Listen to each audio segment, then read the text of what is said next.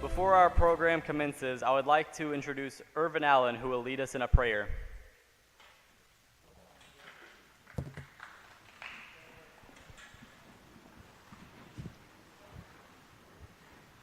Let us pray. Our kind, loving Heavenly Father, our Creator and the sustainer of our lives, we ask you to be with us this day and to bless these proceedings. Lord, we have thankful hearts that we live in a country where we can vote freely, where we can go into a booth and there cast our ballot without fear for life or limb, and without fear for the well-being of our loved ones. Lord, help everyone here today, the candidates, the administrators, the observers, to realize that, as President John F. Kennedy said in the only inaugural address that he was ever permitted to deliver, that civility is not a sign of weakness, and that sincerity is always subject to proof. Lord, we ask that you lead us, guide us, and keep us as only you can. For it's in the name of our precious Lord Jesus Christ that we pray. Amen.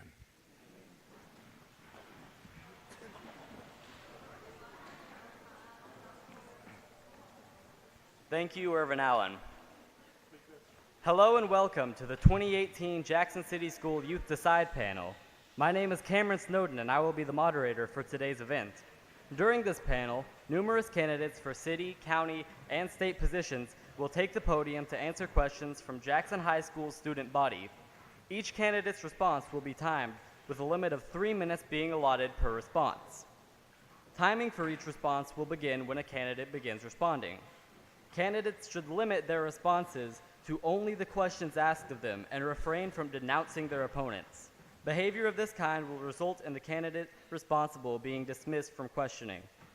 After all candidates for a given office have responded to all posed questions, candidates for that position will be asked to exit to the right of the podium and return to their seats, allowing for candidates of the next office of question to enter to the left of the podium. Our program will begin with candidates running for the office of City Council. Will those candidates please take the podium and these seats at this time?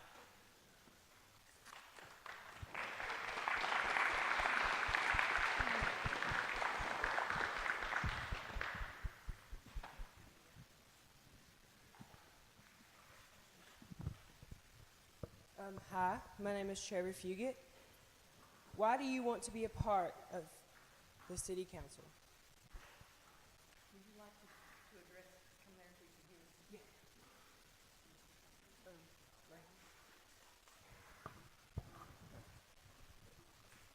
My name is Mildred Lee Rogers. I would like to ask respectfully for your support for anything and any feedback you might have. The reason I want to be city council, I was elected for 2 terms. I sat out, and then I was reappointed for my 3rd term, which is I'm winding up. And I want to see our city grow. I want to see it become better than what it was when I grew up here. When I grew up here, the biggest thing we had to do was circle the block, go to Parkway Dairy Bar, and you all probably don't know what Parkway Dairy Bar is, and sit on the parking lot. Today, we have parks, we have other means of recreation, things are coming in, businesses are bringing recreation and stuff in, and I want to represent our city. I want people to know that we have a home to be proud of. Thank you. The next candidate can step up now.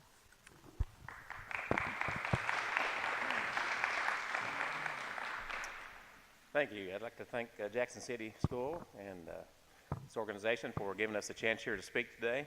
My name is Steve McIntosh, and I'm running for City Council.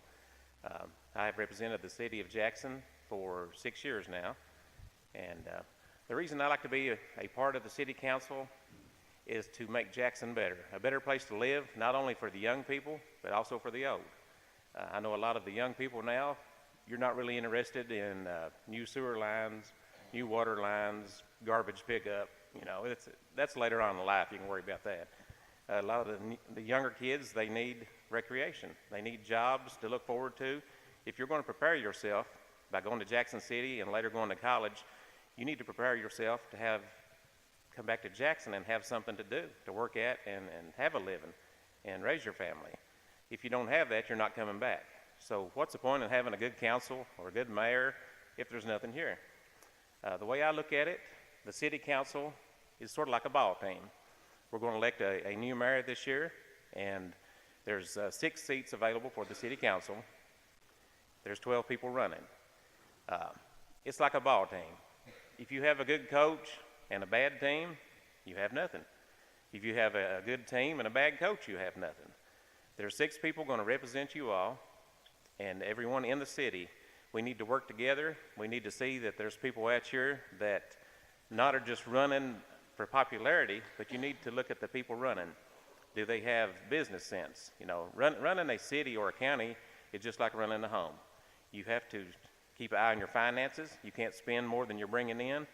A lot of time there is decisions made, maybe raising water bills or garbage bills, but that is passed on because everybody else is raising their rates. Sometimes we have to make bad decisions that are not popular, but I believe in making the best decisions for the people, not the popular decision. And I would appreciate you all to vote for me, and just follow your heart. You know what to do. You know what's best, for not only for yourself, but for the city. Just because you're young don't mean you're dumb. You're far from that. You're very smart, and a lot of our youth is a lot smarter than our older people. And you'll find out as you grow up that, you know, when you listen to older people when you're younger, when you get older, you'll be like, they're not as smart as I thought they were. So just keep us in mind, and we appreciate you, and God bless you all. Okay, next candidate. My name is Rich Bunton. This is the first time I'm running for an elected office. I am honored to try to run for this position. If elected, I pray and do hope that I will bring honor to this city in an elected way, not bring shame upon anybody or my family, so that when I leave that council at some point, if elected, that I can be proud of the way that I have served, and that my friends and relatives can be proud also. Running a city is a great responsibility, and those that have preceded me know very well how hard it can be. They know the consequences of making bad decisions. They know that they need money to do certain things, and their strings are pulled right and left by people in the committee who want this or want that. Will they always do the right thing? No. Will they always try to do the right thing? We pray yes. If elected, I would be honored to sit on the city council with all of these that would be elected this year. I respect those that have served and will serve in the future. I hope that I can be a part of what will take place in this city. I pray that if you choose to vote for me, then I would appreciate it. If you choose other people, that's fine also. But you will make that decision.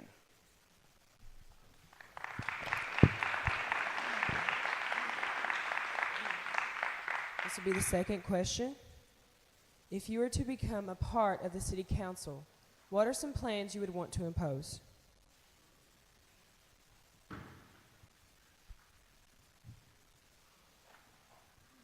If I am blessed to become and stay a part of the Jackson City Council, I look forward to getting more things in here.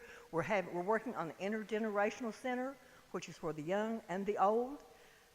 More jobs, more things to entice you to come back home once you complete your education here, and to make our city a better place. I would like to see us have infrastructure that would entice other businesses to come. Thank you. Next candidate.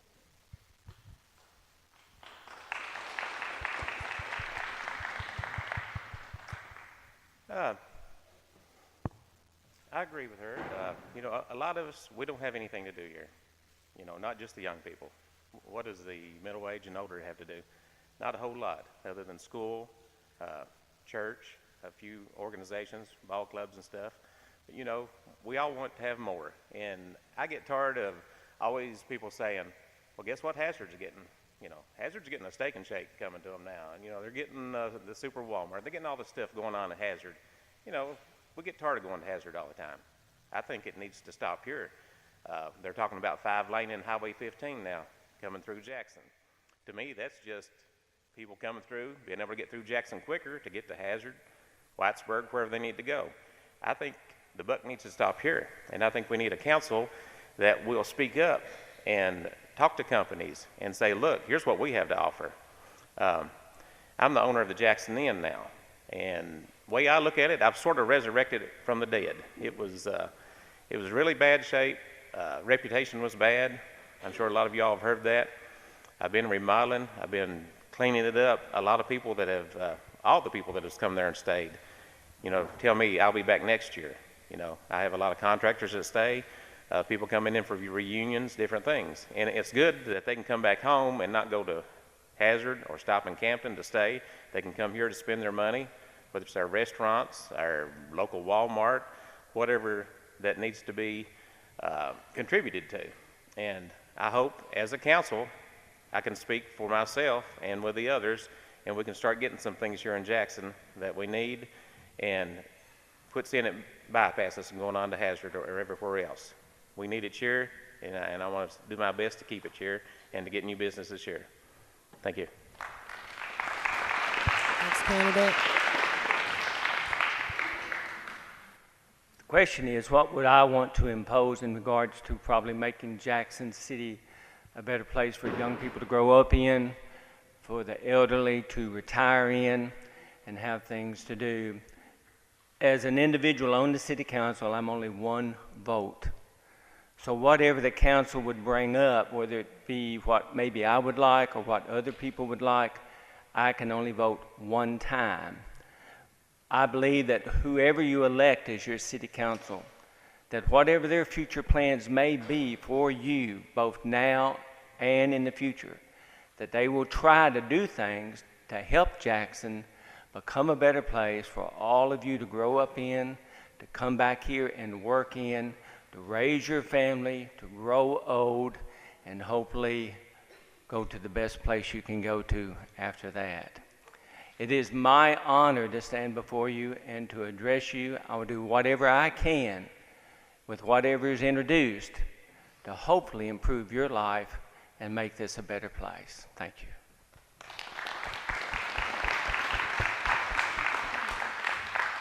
My name is Sarah Mullins.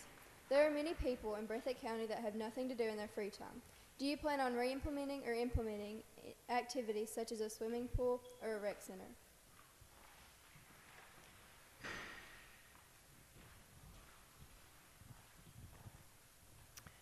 Providing funds are available, absolutely.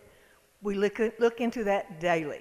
And if you look at our park system, you see we're constantly adding to it.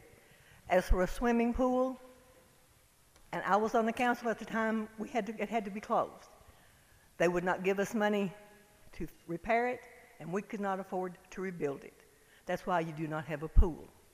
Yes, I would like to look into that, to get it back, so you all could have what I had, have the memories that I had at Jackson City Pool.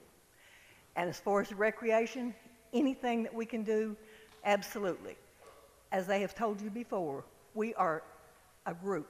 We function as a wheel, and we would like to get the funding, we'd like to get the money, to get the recreation, we'd like to get a bowling alley, we'd like to get whatever. But we're going to have grants, which we're looking for daily, and we have to have individual private support.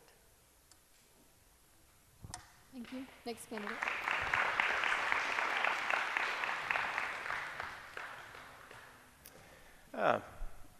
You ever wonder why Knott County has a sportsplex out in the middle of nowhere? You know, it's right here in Jackson we could have one. There's no reason not to, and I think the main thing is because of the people that is in charge of getting it. You're not going to get anything in life if you don't ask for it. And that's what I tell my daughter, Lakin Fletcher, that I'm not supposed to embarrass wherever she's at. But there she is. But anyway, just because you're young, don't think that you can't think outside the box. You know, I think constantly every day of ways to better things, to bring things hopefully to fruition in Jackson. Don't never think your ideals are dumb. Never think that, you know, I have to accept it the way it is. I hope to work as a city council person to bring more things to Jackson. You know, just like Prairie County, they had the Fucus Theater. Why did it shut down? I think it's because of the economy. If their economy is worse than ours, it's going to be hard for us. But the biggest thing we have to apply for here is grants to get this done, and we have to ask for it. We have to go to Frankfurt if we have to. We have to make contact with our legislation and be the ones to say, hey, let's not bypass Jackson or Breathitt County. Let's get this here, get it started. If you can have a sportsplex out in the middle of nowhere in Knott County, we can have it here in Jackson. Thank you. Thank you. Next candidate.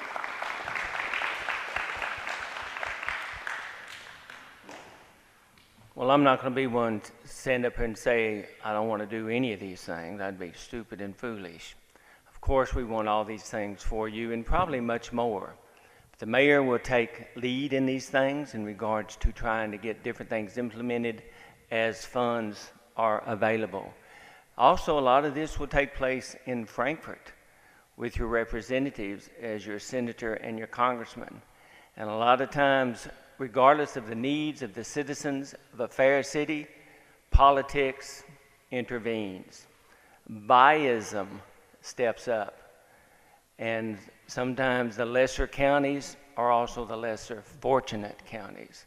So as you grow up and as you get older and you see a county that might need things and you want to be a part of maybe bringing that success to them, then I encourage you to take hold also and try to not let bias and other things interfere with doing what is right for your community and for your citizens. Thank you. Thank you.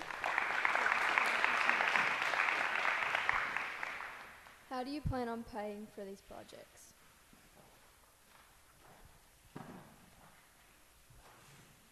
We pay for these projects, as I told you, with grants, and we do have grant writers. We have some of the best grant writers at our disposal. We find the grants, we find them online, they send us information, whatever, and we apply for them.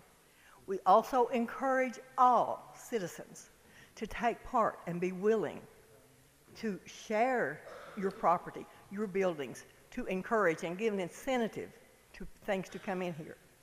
And I would encourage each and every one of you to come to a Jackson City Council meeting. See how it's run, see how it goes, and that way you will know. And that's, as I said, the way we pay for it is with grants and through private sectors, and there's very few private sectors out there today. There are businesses that want to come. Right now, we don't have everything to offer to some of these people that they want, but we're looking for it. And once again, I do encourage you all to come. Thank you. Next candidate.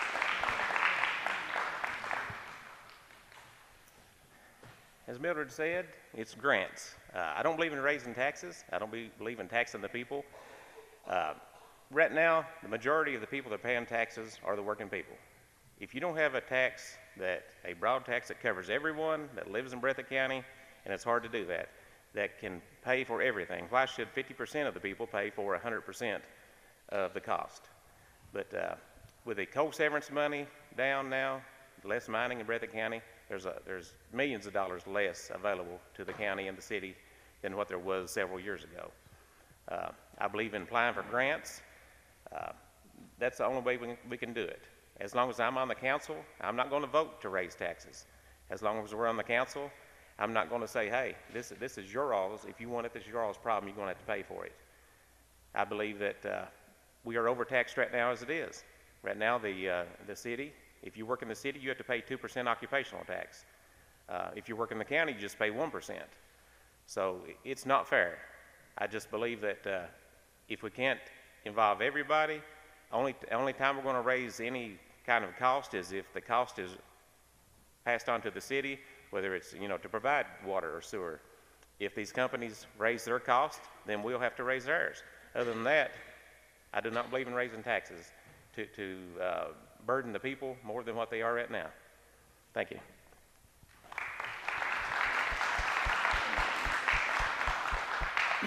Being the director of the Breathitt County Senior Citizen Center, we too have financial needs and things that we want to do, but we have to have money to do that. And we have some people who write grants for us, but there's no money out there for Breathitt County Senior Citizen Center in the fields that we have looked at and checked into. So we would be able to do a lot more for our seniors if we had these grants. And so, as my friends here have mentioned, it does take money.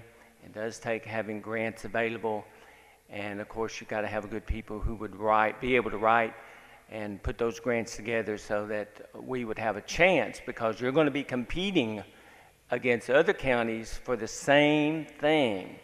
And so somebody's going to have to make a decision somewhere that, well, is Owsley County going to get it, or is Perry County going to get it, or is Breathitt County going to get it? So there's a lot of things that have to stack up and be in order for these grants to come down the pike in order to benefit you both now and in the future. Thank you.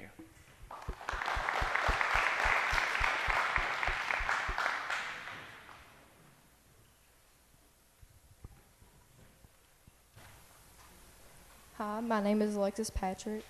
There are several buildings in ruin that have not yet been destroyed or renovated. How would you work with the owners to rectify this issue?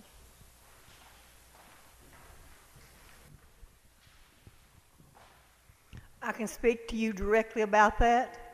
There's a grant out here called the Brownsfield Project, and it is for renovation of old abandoned buildings. First and foremost, we have to get permission from the owner. Once we obtain that permission, then they will come in and they do what's called a phase 1 study to find out there's asbestos, lead paint, whatever. They go back, they write it up. They come back and they give us the steps we need to go for phase 2. As I stand here today, there's one building that is in the phase 2 project, and that is the old Western Auto building, and it's down by City Hall. And there's bricks falling off of it, everything. But it is in the Brownsfield project. I personally was there. I was the one that delivered the information, and I'm the one that brought it back. And we are in phase 2. Hopefully, within the very near future, you're going to see some renovation going on there. Can I address anything else? Thank you.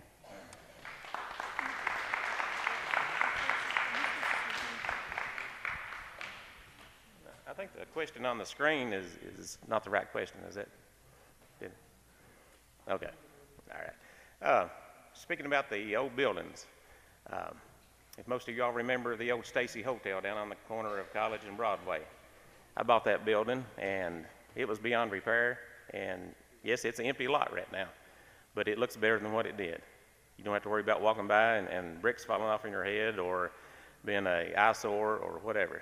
And also the building across the street, which was I think the Stanton Dry Cleaners building. It's a grassy lot now. I bought that and tore it down.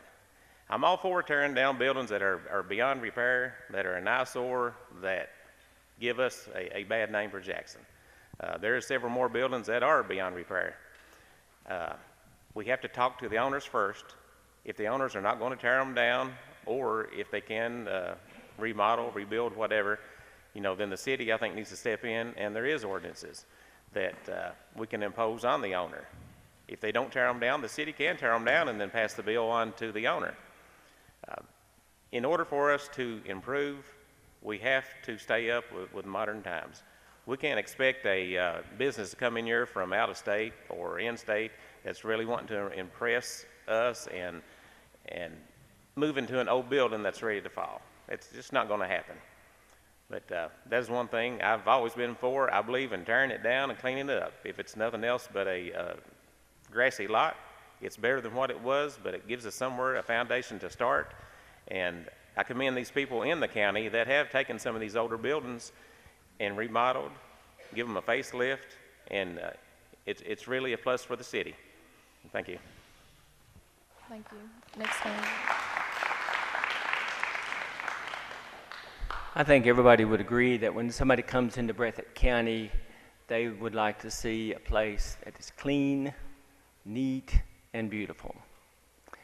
And they immediately will assume that the citizens and the families that live here take pride in their neighborhood, the streets that they live upon, the schools that they go to, and the businesses that they work at.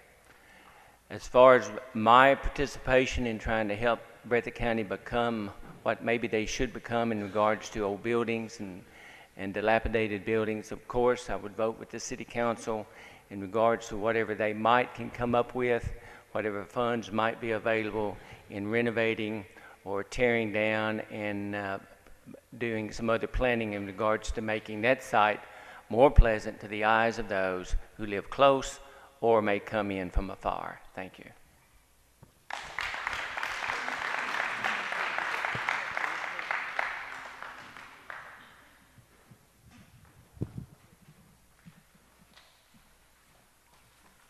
Thank you, City Council candidates.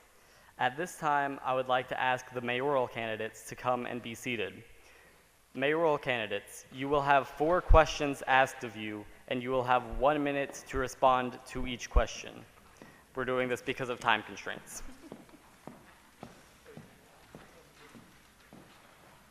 The timing will be on a computer to the right of the screen.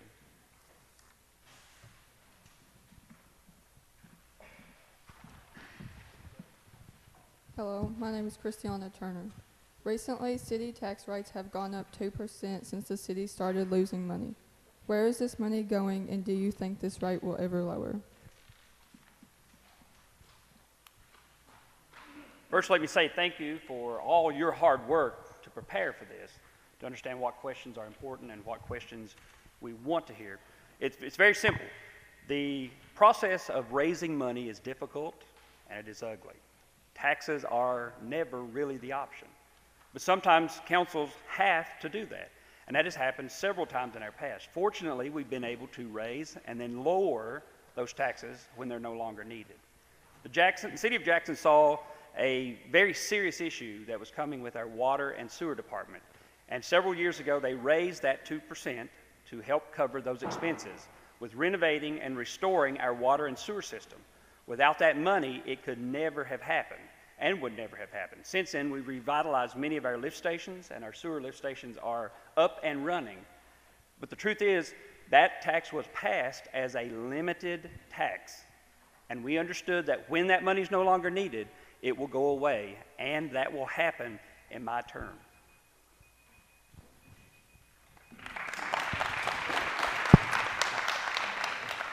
Good afternoon. I'm Laura Thomas, and I appreciate you guys having us up here today.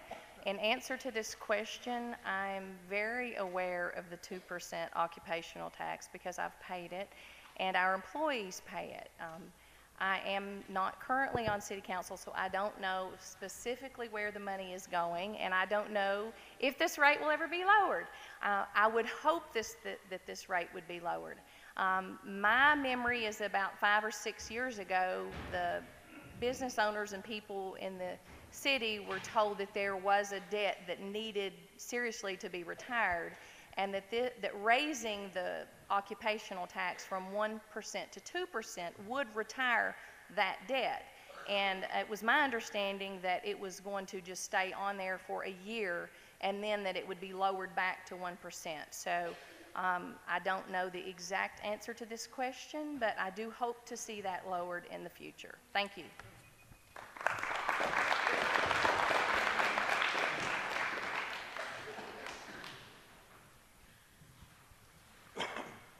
My name is Gary Paul Brewer. It's an honor and privilege to be here in front of you kids today and in front of you adults. And as far as the answer to this question, I'm kind of like Ms. Thomas here. I've not been sitting on the council, so I don't really know a whole lot about this, except when I go pay my taxes. I can certainly feel it in the left-hand side of my pocket there. And I'm just a personal opinion, I don't think this tax will be removed, because you see taxes going on, but you don't see taxes going off. I mean, I'm not saying this couldn't happen, because it very well may be in the planning for it to happen. But just as an opinion, I don't think it will. I think it needs to go down some. I think all taxes need to go down some. But that's just a personal opinion. Thank you.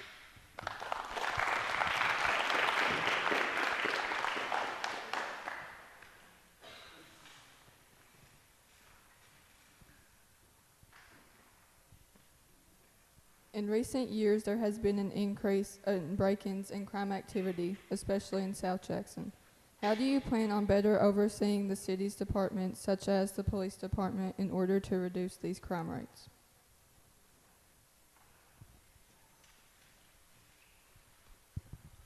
Well, it's important to understand first and foremost that the break-ins are the symptom of a much bigger problem. The break-ins are the result, to be quite honest, of our drug issues that we have here in town. We're seeing that not only in the city, but we're seeing that out in the county. We're seeing that across our region and around the nation. The problem is, how do we address the drug issue? Well, we've tried several different things over the years, and the truth is, you have to have a multi-pronged approach. It cannot be just arrest and punishment. It must be treatment. It must be counseling. It must be families involved. It must be a community and a holistic approach. We solve our break-ins by solving our drug problem, by addressing our drug problem. We solve our break-in issue by addressing the joblessness rate that we see in our community. We solve our break-in problems by looking at the much larger picture and saying, this is one of the problems that we must address. We met on Monday this week to plan a new approach called the SPARK program that is coming to Jackson to address that issue.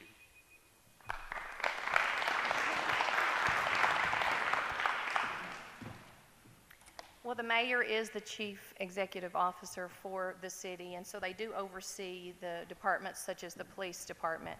I would agree with Mr. Bowling that we do have issues with drug problems that cause a lot of the crime. And I can tell you what I won't do is, rumors are running rampant that if I'm elected, I would get rid of all the city policemen. Well, that would be crazy for anyone to believe that, because we have a fine police department. I think that they do a great job, as our other departments of the city. So I think to have the police that are well trained, they have professional development to understand how to handle particular crime, and especially how to handle things that deal with the drug problems. And I just think having the police department well trained and well staffed, have the resources that they need to fight crime. Thank you.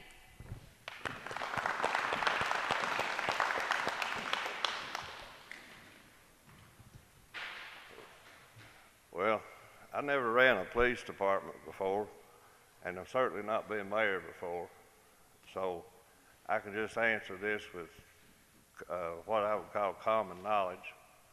I feel that there needs to be a patrolman, like going down Railroad Street in South Jackson, so many times a night that the people can count on that policeman being there. The people working together in this thing. I kind of hate cell phones in a way, but they are a good thing, because it allows people to be able to call and say, hey, right down here, they're having a whoop-de-doo or whatever, and we need to get down here and do something about it. So that, people working together, and the policemen working together, or courts working together, maybe we can put a dent in this drug problem, hopefully. Thank you.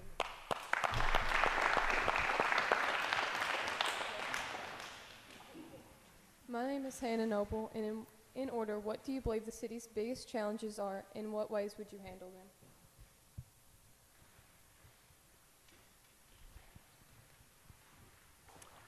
Well, first and foremost, the biggest issue that the city challenges affects so many different things, and that is our infrastructure. We must continue to work on water lines, our sidewalks, our streets, all of the things that build our community and all of the things that show people that come here that would bring their dollars and their money. This is a city that cares about its community and its people. Infrastructure above and beyond anything else is what we need. When we have companies that come here, and we do have companies that come to look at Jackson to bring jobs, and they see we don't have gas available here, we don't have electricity that they need for there, they turn around and they walk away to another community that does. We have to build our infrastructure first and foremost. Second, I would say probably our drug issue is our second largest problem, and we've addressed that. Third, I would say recreation. We are building parks, we're doing things, but not everyone uses those parks. We must diversify what we're doing and offer not only to middle-aged folks, young kids like me, and some older folks out there that are looking for things to do.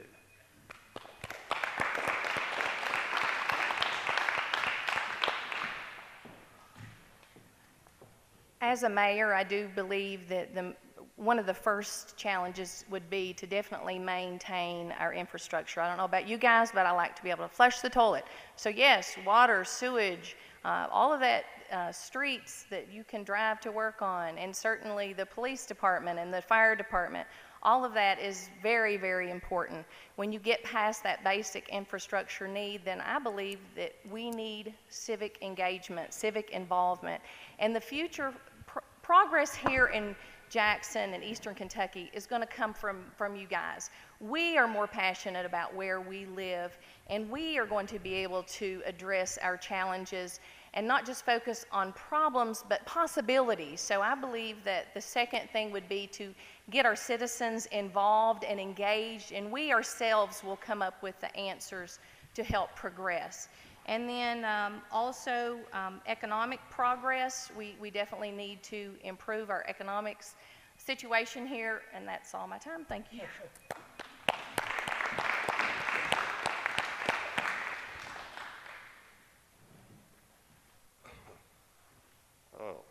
To me, one of the biggest problems that we've got here in Jackson is you know you're in Jackson when you crack the window and you take a big, and if it's a big humid night, I challenge anybody to ride from the Dairy Bar to the Jackson Inn with their windows down. You can't do it. It stinks. It's awful. Until we get this smell took care of, are people going to come and stay with us? Are people going to stop at Steve's and want to stay all night whenever that air conditioner is sucking in sewage for them to smell all night? I don't think so. Hazard just got through getting a grant for a new sewage plant. I don't see any reason why we can't get one. This one that we've got over here, if I recall, it was probably built in the 1960s. I think we're due one. Thank you.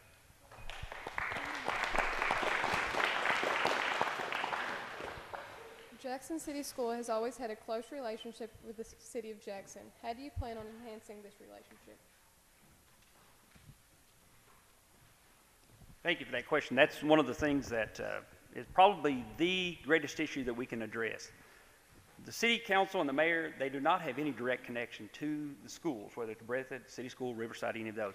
But it calls into the, what we're trying to do is really to enhance and to focus on what we can do to cheerlead, to lead, to open the doors and make opportunities for all of those schools. Outside of those guidelines required by the state for the duties of the mayor, I've always said that the chief cheerleader for our school systems has to be the mayor. The mayor has to say, we have Jackson City School, we have Breathitt High School, let's equally promote and provide opportunities for both of those. And that's what we're doing. We are about to announce in the next couple of months that the city of Jackson is entering into a sister city program with a city in Japan that will afford citizens in our county, and especially at Jackson City School that have a Japanese program, to exchange students for 3 months a year to expand opportunities. We'll look for other instances to expand both schools.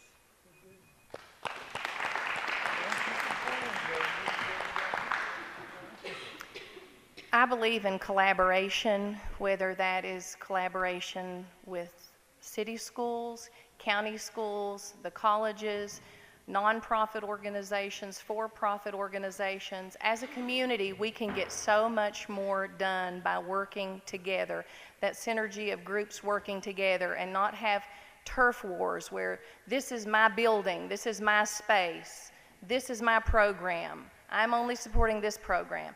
We need to work together, and I believe that is the key to further enhancing the relationship with the city and the city school and the county schools and the colleges, and for everyone to look at all of the many things that we have and use those together to see we can make the most out of what we have. Thank you.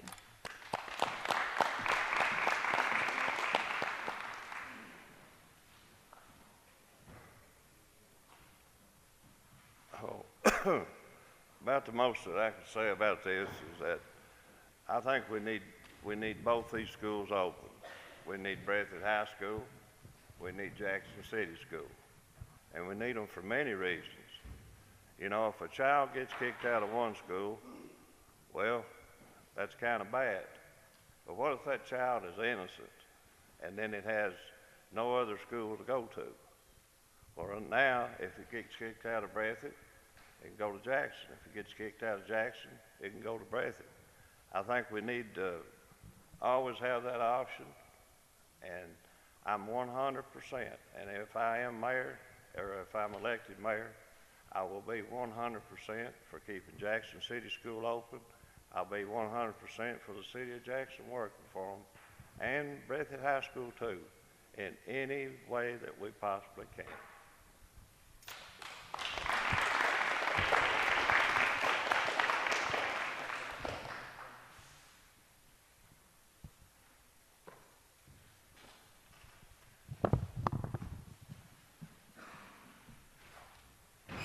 Thank you, mayoral candidates.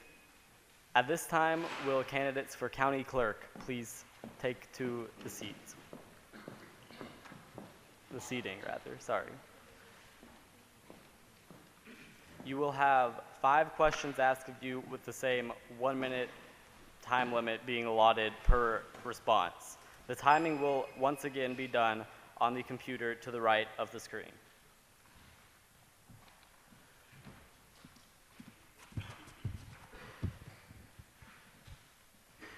My name is Julie Holland. Providing access to public information is an integral part of the county clerk position.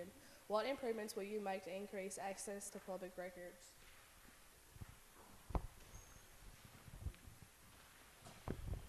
Good afternoon. My name's Sean Thatcher. The reason I'm running for this office is for this actual question right here. I want to put as much access as any documents that are available to the clerk's office be put online, where you don't have to come into the clerk's office. You don't have to come in there and do things that you have to do now. I'm for updating systems, updating anything, getting any kind of grants we can get to provide services that keep you from having to come in the clerk's office. Online thing, you know, put things online. Like that's how the world works now. It doesn't work in stacks and stacks of books and papers. Everything's online. Your guys' generation, that's all it will be, because these things are going to be phased out. 8 seconds. Thank you all very much.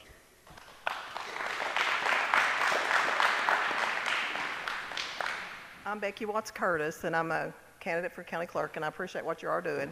And we've already applied for the grant, and that's all in process right now. And all the attorneys already have access to this process. They can go online right now and work from their office. There is a fee to that because it's a charge to keep all that up going and upgraded. But they are already, that access is already there. And with the grant process, it's already scanned in. Anything in our office is already public records for anybody to come in and have access to. With the system that we have with Frankfurt, they monitor all of our documents daily, you know, so everything's processed daily in there. With the grant system, we can apply, doesn't always mean that we get what we apply for. But anyway, the last grant I got was, they're working really well with me to get this live online for everybody to have, but we've had it for the attorneys for quite some time now.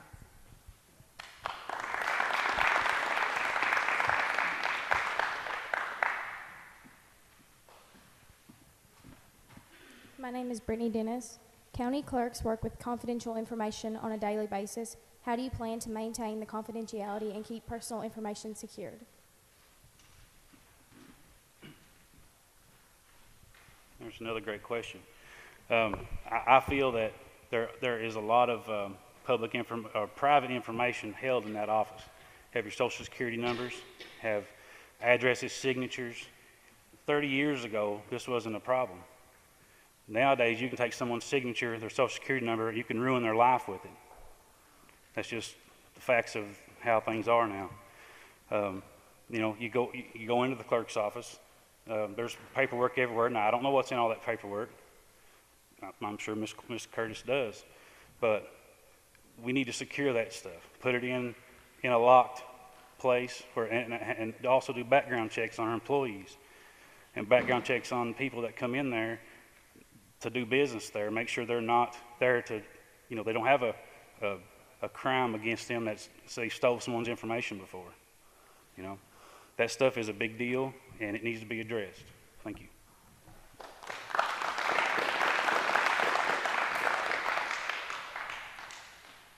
The county clerk's office is a public office. I only have so much that I can control in there because it's actually a public office. Like, for example, the marriage license. Now when you come in just recently, within the last year, your social security number is scrambled. Like if you came in there to look at that document, that social security number would be scrambled. But anything it's in our vault, it is locked. But in the daytime, you do have access to go in there and research that. Actually, there's KRS on that. I cannot monitor that because I don't make the law. They do have, it's a public office. It's public record. Any attorney will tell you I can, as county clerk, monitor that because there's KRS on that. All my employees in there, I've actually been there 22 years. The deputy other was 17, and they've all very honest workers.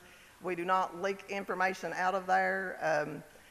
We're there for the service of the people, but there's nobody that comes in there that has any access to personal records. Okay.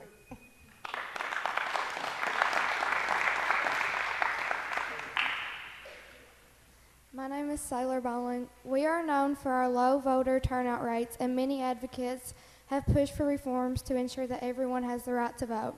Among these are designating Election Day as a national holiday, holding voting on the weekend, or designating 2 or more official election days.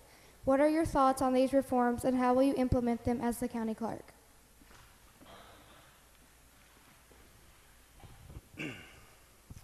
Right now, I think you can do early voting. I think Mr. Curtis started at 2 weeks ago, early voting inside the office. That's also a thing that needs to be used more. There's rules to that, though, that you have to have a certain criteria to be able to go do that. Holding voting, I mean, you can already go on the weekend and vote. You can already go. She's open on Saturdays. There's a lot of things that we can do as far as voter turnout. That's what we need here is voter turnout. Make it. There's people that maybe in this room right here that your parents, you vote in 2 different precincts for whatever reason. You live in the same household. That stuff's not being updated. It's not being fixed. It needs to be made easier for you to go vote. I personally drive by 2 polling houses to get to where I vote at. You know, we need to make it easier for people to vote. I also think that we're behind times here, and things can be done a lot easier here. Thank you.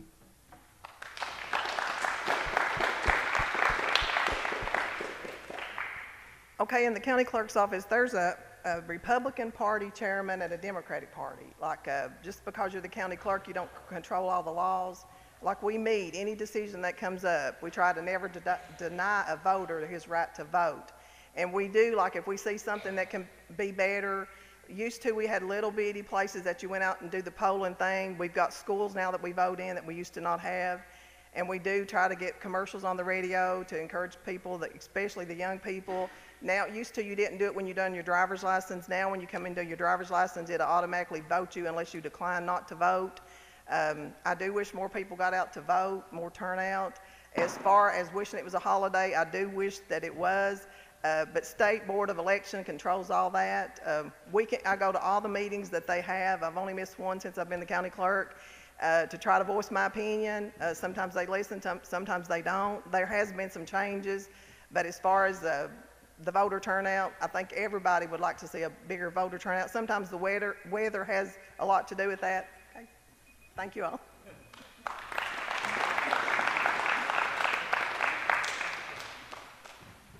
My name is Brandon Johnson.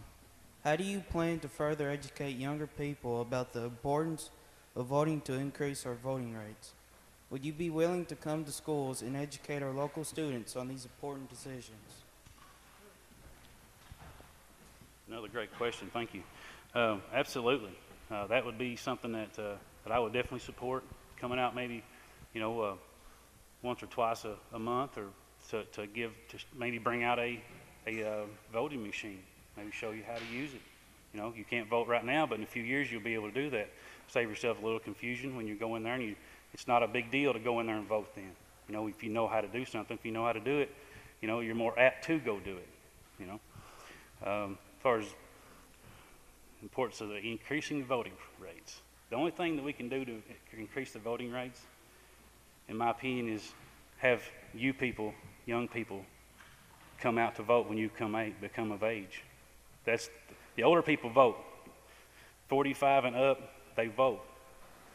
We don't have 35 to 18 voting, which is very low in this county. So getting you guys motivated to come out and vote will definitely bring the voter rating up.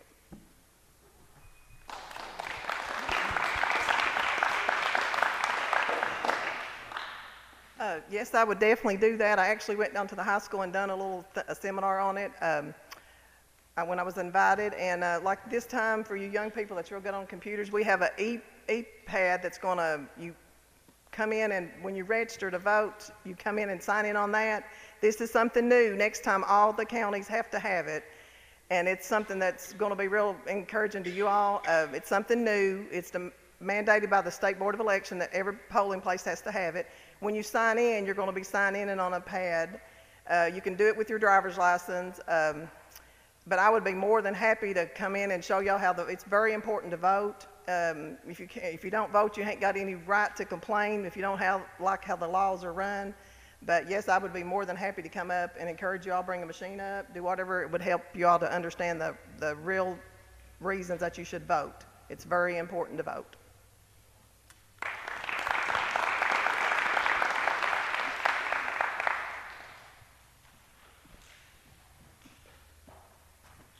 My name is Bray Noble, and what new processes or technology we use to handle elections more effectively, and what is your timeline for these changes? As soon as possible. I'm of the opinion that we can do this process so much better. That's why I'm running for elected office, why I'm running for the county clerk. I think the more good qualified people would come out to vote if maybe they thought they had a chance to win. Maybe the efficiency of this office for years has been in question by a lot of people here. There's so many people that go out of town, do different things, don't pay their taxes here in Breathitt County because of the clerk's office. Not because of Ms. Curtis personally or her predecessor, just because of the way it's ran. It needs to be done in an efficient way. Run it like a business, not like a government office. It needs to be ran like a business because you are our customers coming in there. That's what makes it efficient. Businesses have to be efficient or they fail. And to me, the clerk's office is failing.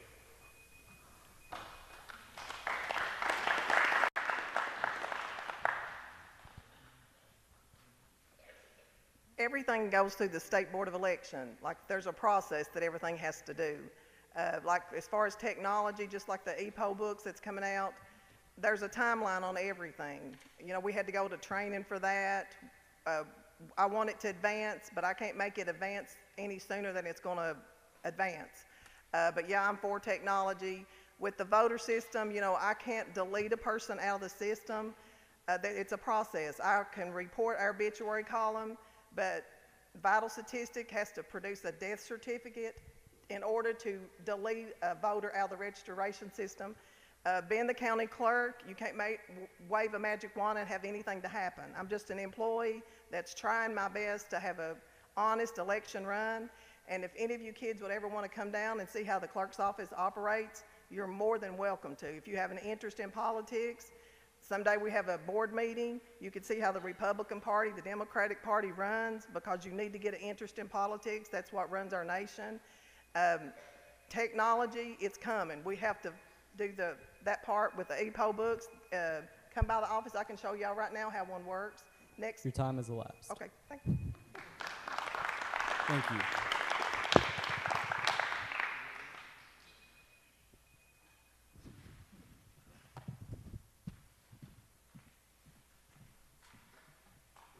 Thank you, County Clerk candidates. At this time, would candidates for running for the office of Sheriff please move to the seats? You will have 3 questions asked of you, and the same 1-minute time limit will be implemented during these questions, or for responses during these questions. Timing will be done on the screen to the right of the larger screen.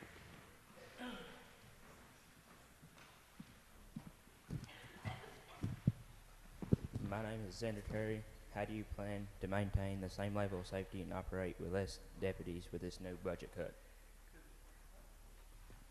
The sheriff operates on a very thin budget right now. Hopefully we'll get monies in the counties to operate on.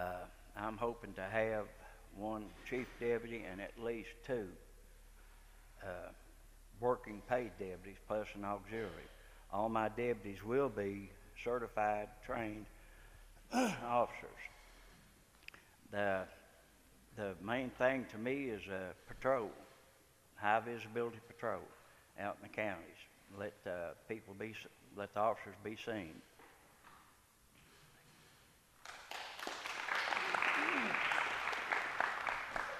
My name is John Holland. I'm a Democratic nominee for Breathitt County Sheriff. I just come out of a class about a month ago in the University of Louisville on duties of the Sheriff's Office, and that's a good question there because our budget is going to be slim to none. But there'll be a lot of complaints we'll answer, and there'll be a lot of complaints that the Kentucky State Police and the local police departments will have to pitch in and help us, and other agencies.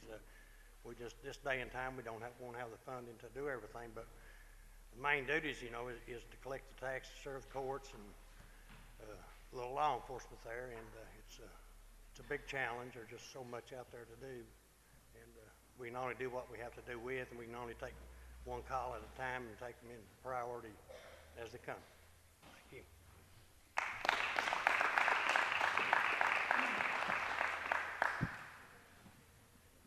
My name is Drew Botner, and what new enforcement methods do you plan to implement to discourage and or stop the overall abuse of opioids in Breathitt County?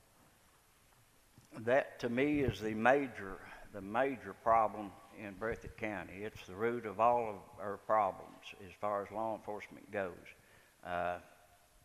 Does a drug dealer need to go to jail? Yes. Does a person that's addicted to drugs need to go to jail? My opinion is no. I will have the resources available to help people that are addicted. And it doesn't stop there. What about the parents of these people that are addicted to drugs? Their family members. Anyone that's addicted to drugs has got a brother, a sister, a mother, a father. And the things that they go through, people really don't think about. There is groups here in Breathitt County that will help the families. You've got, you jail for the drug pushers, then you've got resources for the addicted, and then we do have resources for the family members. Thank you.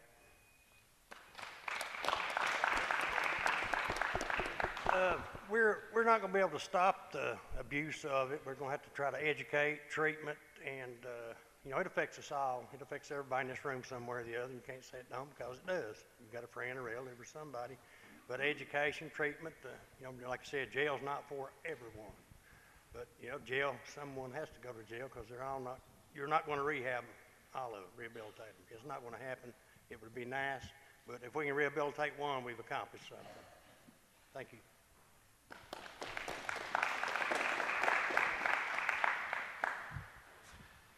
Hi, my name is Micah Henson, and based on recent occurrences of school shootings, how do you plan to better the safety of schools?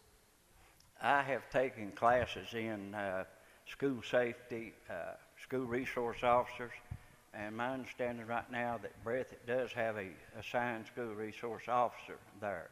I'm a firm believer in armed officers at schools.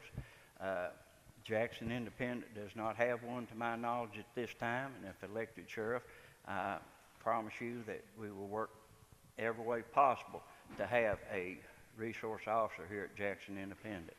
And they will work the halls and the ball games at night. It doesn't just end when 3 o'clock comes. Thank you.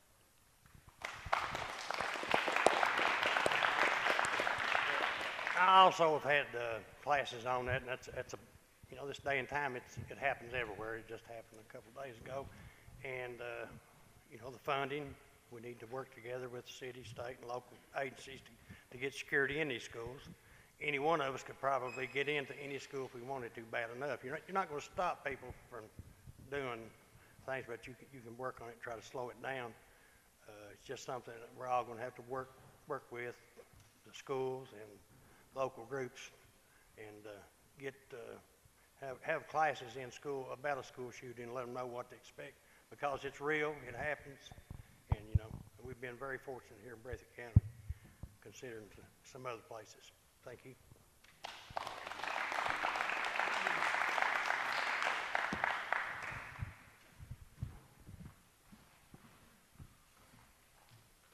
Thank you, Sheriff candidates.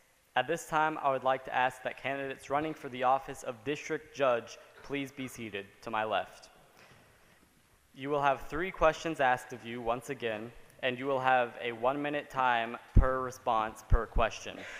The timing will be done on the smaller screen to the right of the larger screen.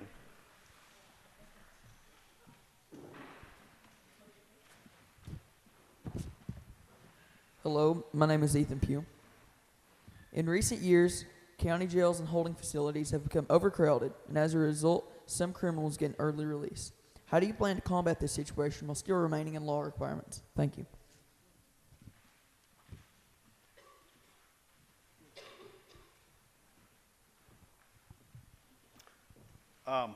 First of all, let me say my name is Billy Oliver. I'm from Wolfe County. Thank you all for having me here today. That's a good question. It's a tough question. It's kind of a balancing act as far as, you know, certain people need punished, and then you've got competing needs. I know a lot of counties don't have jails, and it costs money to house these prisoners.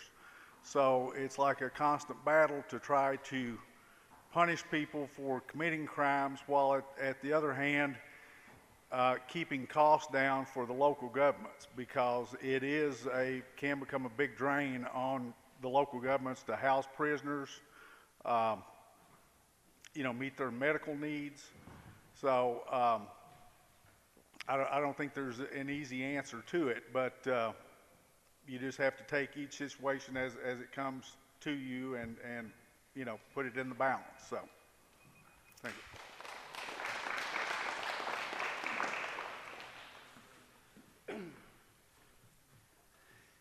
Hello, my name is Gary Salyers. I am the current Breathitt County Attorney, and as County Attorney, this question means a lot to me because I've lived this. We have a constant struggle trying to balance sending people to jail, protecting our citizens, versus what a drain that is on our county and our city. It costs us $35 per day per inmate to house currently. And as county attorney, I've got to decide, you know, how much punishment does this person need versus how much it's going to cost the county, and it's a tough balancing act. And quite frankly, it should never factor into the equation when you're trying to figure out what's right. The bottom dollar should never come into that equation, but it does. So what we have done is we've implemented the Rocket Docket program with the Commonwealth Attorney's Office. And what that does is it gets people into rehab quicker, bypasses the grand jury procedure, and saves thousands and thousands of dollars. And that's been a huge success for us. Thank you.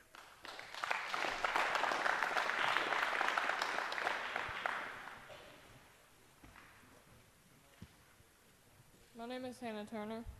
What do you plan to implement to not only protect law enforcement and citizens during trials of erratic people, but to ensure that the criminal apprehended does not escape?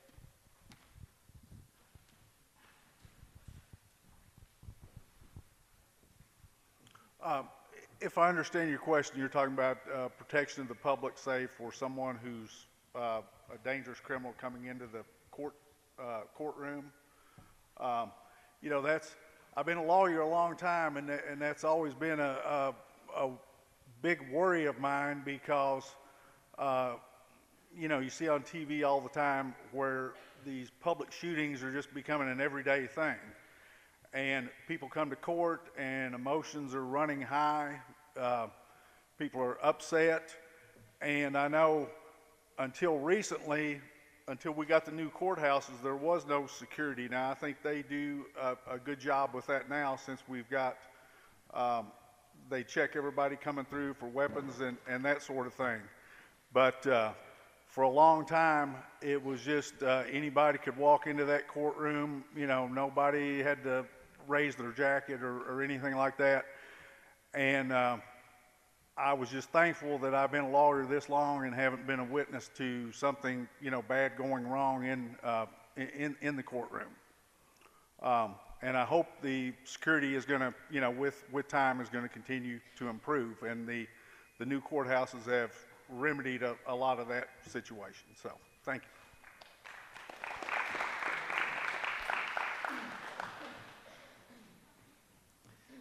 you. This is another excellent question.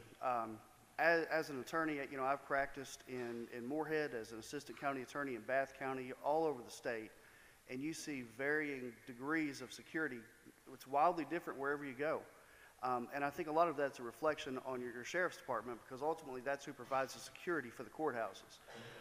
And I think as district judge, one thing I would like to do is see a more uniform system throughout the entire district. I would like to see all inmates to be not only handcuffed but foot shackled the entire time that they're outside of the transport vehicle, to be shackled the entire time. It's a common sense approach. It doesn't cost any additional money to do that, and it would protect everybody involved. I've been in courtrooms, quite frankly, where I've seen judges threatened. I've been in courtrooms where I've been threatened. It's always a scary situation, and you have to act accordingly and jump on those situations as quickly as you can and show that this is a serious thing. But as district judge, that's what I would do. Thank you.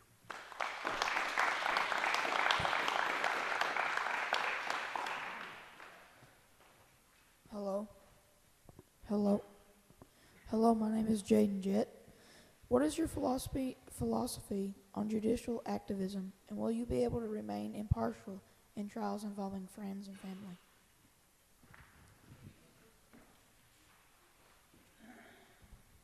Well, that's another good question there. I was county attorney in Wolfe County for 9 years a few years ago, and I've got a lot of family, and to be quite frank, at that time had a lot of outlaws in my family. So it was not unusual to see some of my kinfolk going up in front of the judge. In those situations, though, normally what happens there is a judge will recuse themselves if it's a close family member, because you don't want to create the appearance that someone is getting favoritism. So they kind of take it out of your hands in that you don't get in those situations to where that, you know, I'm sitting there and hearing a case where my cousin has been charged with, drunk driving or something like that, because even though you do your job the best you can, it just doesn't look right. So, but that's how you deal with those situations. They'll bring another judge in from another county to take that case for you. So, thank you.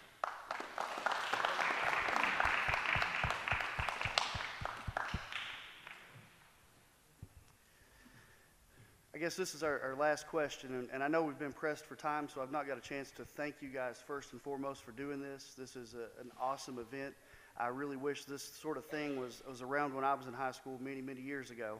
I look out upon these kids here, and I see so many kids of children of people I went to school with, and it gives me hope for our future. To answer this question, as Billy said, as judge, the appearance of impropriety is enough. It's not just that you're doing something wrong, where you're seeing a trial and you're giving someone favoritism. If just the appearance of that impropriety is in place, you've got an obligation to step aside.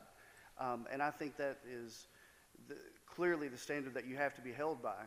As county attorney, it's different. I have people that have come into my courtroom who are family members. We live in a small community. I have prosecuted family members. I don't enjoy doing it. It makes family reunions very awkward. But it's something that you have to do. But as judge, it's something that you can't do. You just can't have that appearance of impropriety. And as judge, if there's ever a case involving a family member or friend, you step aside immediately. Thank you, guys.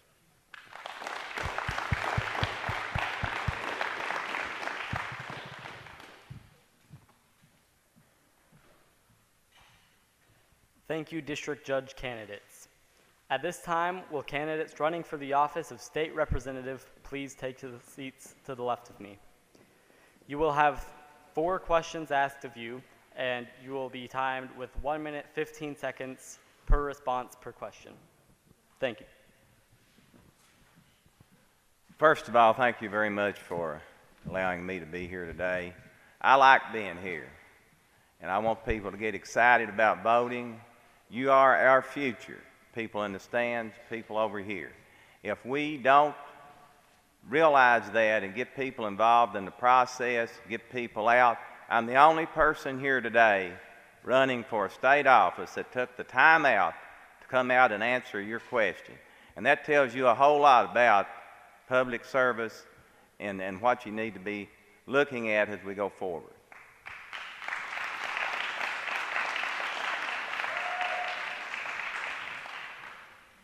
My name is Aaron Briller. A topic that Kentucky people have been debating on lately is random drug testing for those who receive welfare. Governor Matt Bevin says we need random drug testing for those who receive benefits from the state. One of the first things these people are needing in order to assimilate back into society is to pass a drug test, and they can't. Do you agree with the random drug testing? If so, how do you plan on making that happen? No, I do not agree with random drug testing. First of all, who's going to pay for it? Random drug testing is not free. Second of all, you've already said that these people are receiving welfare benefits. In school, we don't say that people that have special needs are put in a specific category. So now are we going to say that because someone gets a safety net, gets assistance from the government, we're going to require them to take random drug testing? To me, that doesn't make a whole lot of sense. Now, it sounds good. People that are working, and they think, well, I see Councilman McIntosh, he's not working. No pun intended, Steve. He has like 4 jobs. A lot of people say, well, it would be good to test these people. If they're on drugs, then we shouldn't give them any assistance. We need to put more money into trying to deal with this drug problem. We need to understand that this is an addiction, that we need to help people. Just like County Attorney Salyers and Mr. Oliver said, we need to put more into trying to help people and less into requiring them to jump through hoops just to try to survive. And I don't know what Governor Bevin is thinking about. I don't know a whole lot about what he thinks about when he makes these kinds of comments. But I would not be in favor of that. And again, my thing is, who's going to pay for these kinds of issues?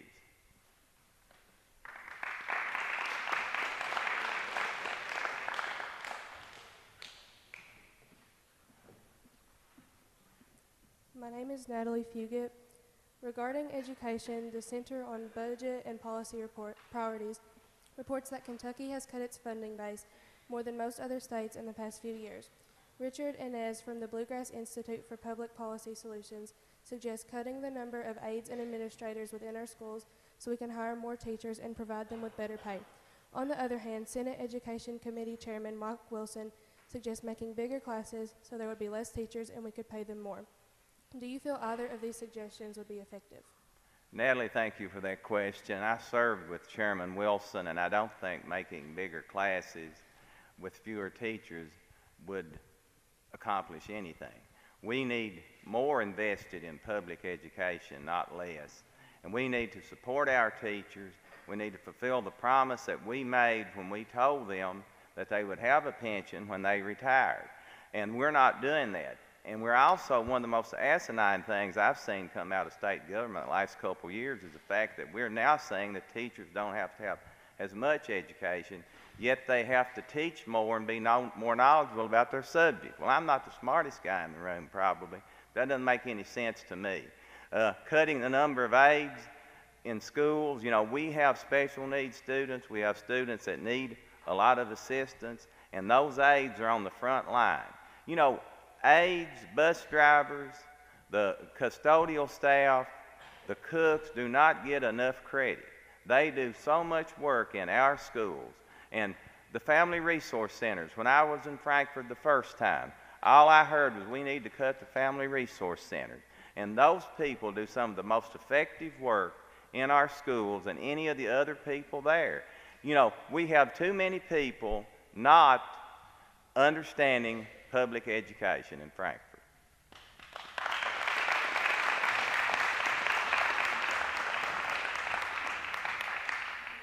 My name is Rachel Griffith. Recently in the news, there have been several reports of victims coming forward about things happening to them in the past, especially sexual assault.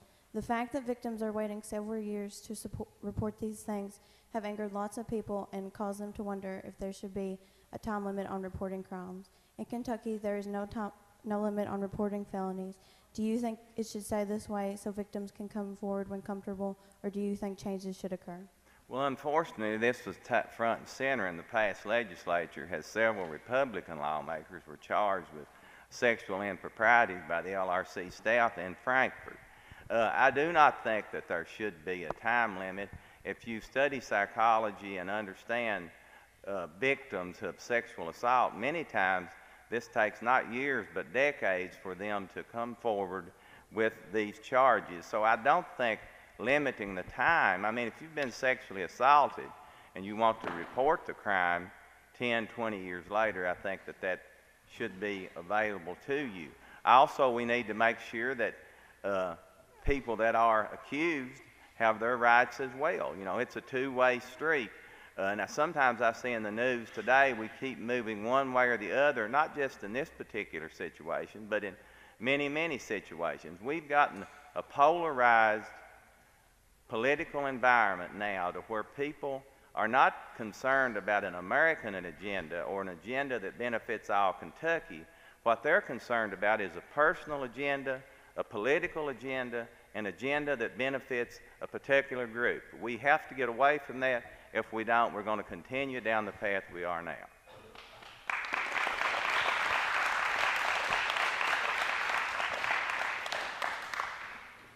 Hello, my name is Elizabeth McIntosh. Northern Kentucky School Districts counted 2,939 students as homeless in the 2016-17 school year. That is a 26% increase over only a year. This is only counting those living on the streets or in shelters, but is not counting the children or families living with friends or in low-cost hotels. These families don't qualify for assistance from the U.S. Department of Housing and Urban Development. The funding of this department can only be spent on those in the streets or those fleeing domestic violence. How do you plan to help this issue and make help more accessible to those who need it?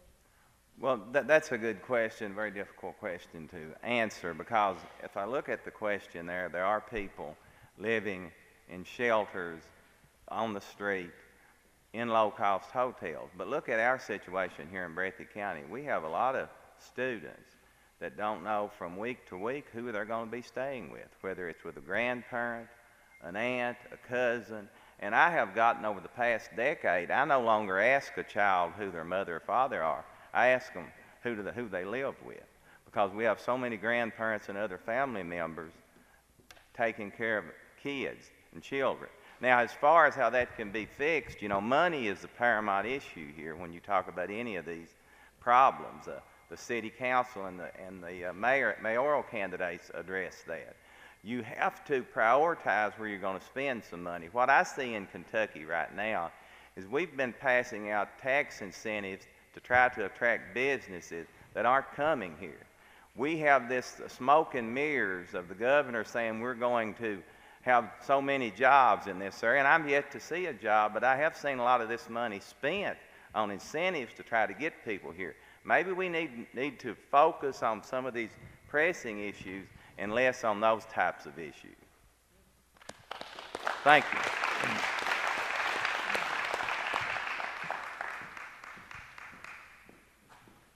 Thank you, State Representative candidate.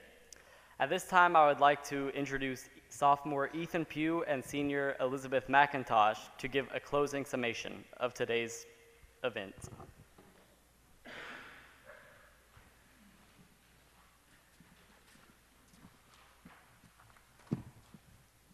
Today's forum wasn't entirely about you, the candidates.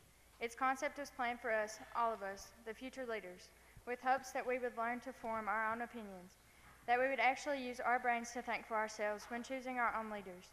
It has always been our ancestors' way of strict political allegiance that has for generations led to our voting choices. Push one button and move on.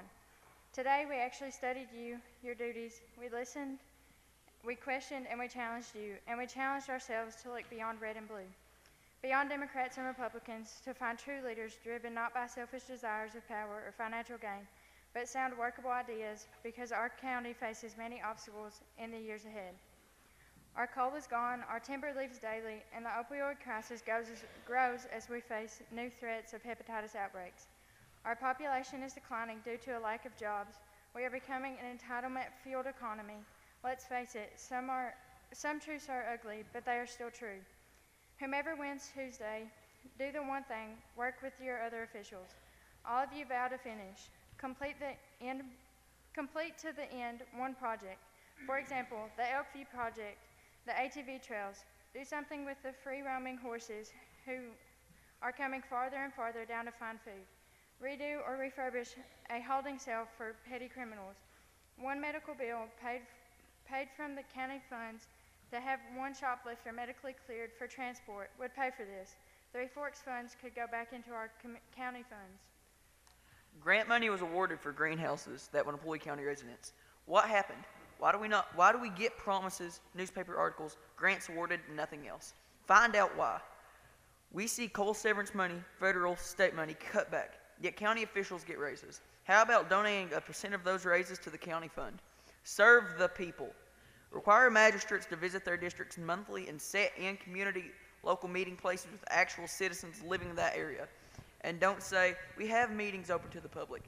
Get out there with the people you represent and see firsthand their situations. Hold the people responsible for their children. There is nothing wrong with welfare, SSI, entitlements if you progress forward.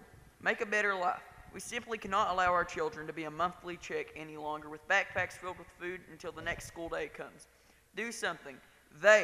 We are your future, our future. We can't play the business as usual. Stop the abuse of our children.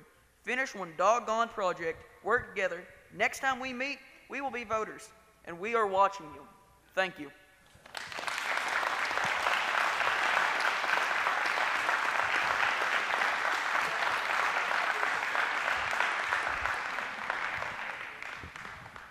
After our program ends here today, I would like to ask that all candidates please stay to have their pictures taken with the student body. Before that, however, I would like to thank all candidates for attending this panel and providing thoughtful and honest responses to all posed questions. I wish you all the best of luck in the polls this November. I would also like to thank both Debbie White and the Jackson Kiwanis Club for sponsoring today's event by providing shirts that promoted this panel to all participating students, a generous contribution to the Jackson City Sophomore Class Fund, and, most importantly, a unique learning opportunity for our student body in the fields of government and politics. Furthermore, I would like to thank Mr. Sewell for his help putting this program together, and the Jackson City student body that did not participate in this Q&A for being so attentive during the questioning. Regardless of your political affiliations, I encourage all eligible attendees to vote in the upcoming election. Voting is our civil duty as United States citizens.